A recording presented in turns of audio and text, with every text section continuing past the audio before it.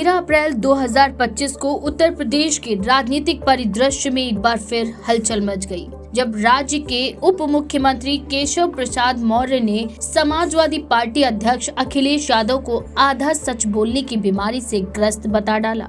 ये टिप्पणी सिर्फ एक राजनीतिक बयान नहीं थी, बल्कि भाजपा और सपा के बीच चल रही गहरी वैचारिक जंग का एक नया अध्याय बन गई। मौर्य का ये बयान उस समय आया जब अखिलेश ने इटावा की ऐतिहासिक भूमि की चर्चा करते हुए कहा था कि वहीं से बसपा संस्थापक काशीराम को लोकसभा भेजा गया। ये आधा सच बताने का आरोप और इसके साथ गेस्ट हाउस कांड की पुनरावृत्ति से इस बयान को महज बयान नहीं रहने दिया गया, बल्कि एक रणनीतिक मोर्चा बना दिया। केशव प्रसाद मौर्य के ट्वीट में 1991 के लोकसभा चुनाव का जिक्र किया गया। उन्होंने कहा कि इटावा में मुलायम सिंह यादव ने काशीराम की मदद की थी और बदले में काशीराम ने जसवंत नगर सीट पर बसपा प्रत्याशी नहीं उतारकर सपा संस्थापक को जिताने में भूमिका निभाई थी। ये इतिहास की एक ऐसी गुत्थी है जो उत्तर प्रदेश की राजनीति को लंबे समय से प्रभावित करती रही है। सपा बसपा गठबंधन का इतिहास न केवल साझा वोट बैंक की गणना में उलझा रहा, बल्कि उसमें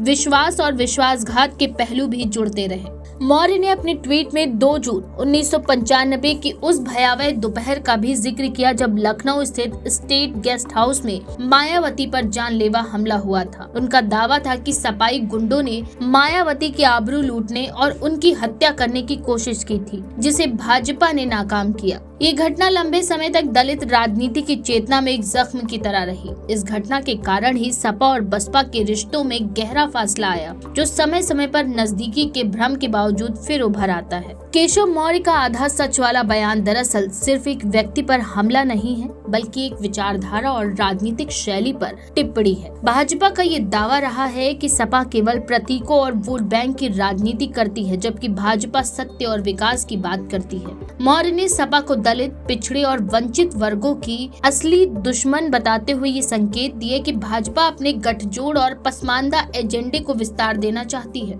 खासकर 2024 लोकसभा चुनाव में मिली बड़ी बढ़त के बाद। एक और महत्वपूर्ण पहलू मौर्य के बयान में ये था कि उन्होंने अखिलेश यादव को गुंडों का सरगना बताते हुए कहा कि सपा आज भी अपनी गुंडों की फौज पर इतराती है। ये टिप्पणी सीधे तौर पर सपा के ऊपर लगे उस पुराने आरोप को पुनर्जीवित करती है, जिसमें उसे गुंडा राज और जंगल राज के प्रतीक के रूप में देखा जाता रहा है। 2025 के चुनावी समीकरणों को देखते हुए ये स्पष्ट है कि भाजपा इस पुराने नैरेटिव को फिर जीवित कर एक बार फिर कानून व्यवस्था को चुनावी मुद्दा बनाना चाहती है। सवाल उठता है कि केशव मौर्य ने इस समय मायावती का नाम क्यों लिया? दरअसल भाजपा की रणनीति इस समय दलित वोट बैंक को पुनः आकर्षित करने की है। 2024 के लोकसभा चुनावों में बसपा का प्रदर्शन बेहद कमजोर रहा। सपा की ओर बसपा के कई नेताओं के जाने से भाजपा को यह अवसर दिखा कि मायावती के साथ सहानुभूति और दलित स्वाभिमान के नाम पर एक भावनात्मक जुड़ाव फिर से बनाया जाए।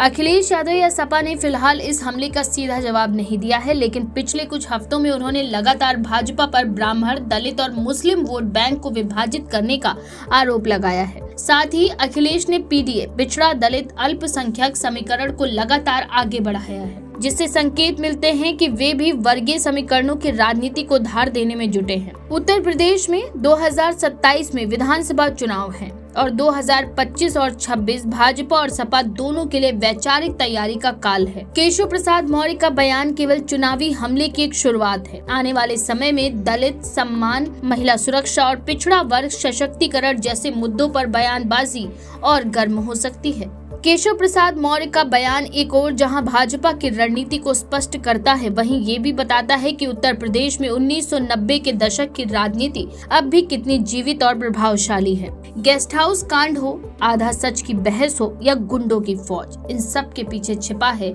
यूपी की राजनीति का वो चेहरा जो जाति, आक्रोश और इतिहास की धारा में बहकर ही आगे बढ़ता है। आपका इस बारे में क्या ख्याल है? अपनी राय हमें कमेंट में जरूर लिखें। ऐसी और भी दिलचस्प खबरों के लिए देखते रहिए द पेज 19।